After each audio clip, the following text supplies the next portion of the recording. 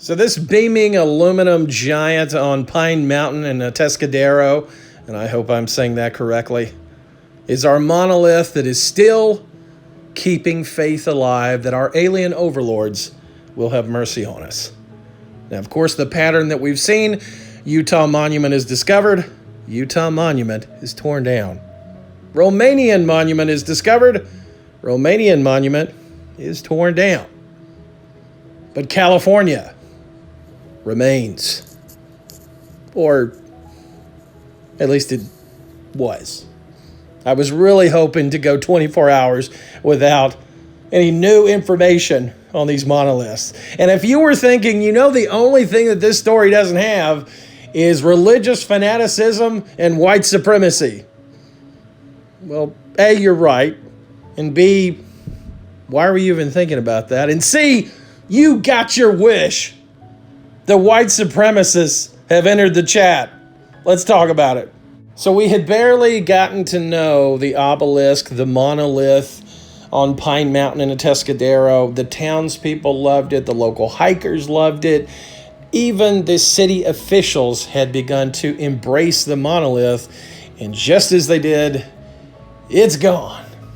So this is a crazy story if these previous stories haven't been crazy enough. So on the streaming platform DLive, a group of 4 camo-clad individuals going up Highway 5 from Southern California, they traveled some 5 hours to get to the monolith with the sole purpose of taking it down. Now, they went back and forth on this massive road trip and calling it an alien obelisk, a pagan monument. Some of the rhetoric and the back and forth was clearly shtick, but the racism and homophobia that was talked about on the video was not. They uttered phrases like they don't want any aliens in this country, as well as no illegal immigrants, and it just became more preposterous from there.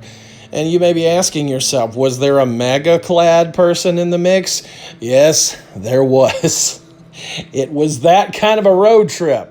So they made one stop for Monster energy drinks, #Monster.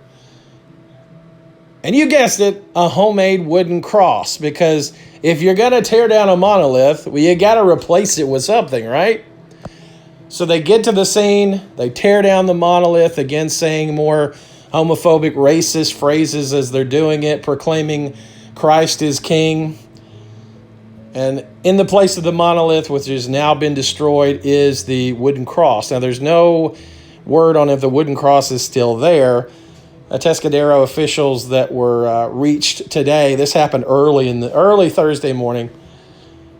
The officials have not gotten back with anybody. They are very upset because, as I said, they had embraced this situation. Now, the video on DLive, which showed this whole thing, is now down. But no doubt somebody made a copy of this, and if it hasn't, even as I'm speaking, already appeared on social media, I'm sure it will shortly. But this is going to be an open investigation.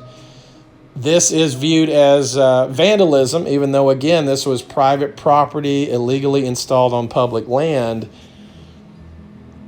City officials and really officials statewide are starting to have enough of this perceived prank at this point. What began out of an art installation in Utah has clearly turned into copycat movements, which is bringing crazies out of the woodwork at this point. This has been such a crazy story. We've had art projects in the mix, ecologists, eco-terrorists, if you will, now white supremacists and religious zealots. If there's more to cover, you'll hear it here. This may be the craziest thing I've ever talked about. As of now, we stand at monoliths 0, wooden crosses 1. Have a good night.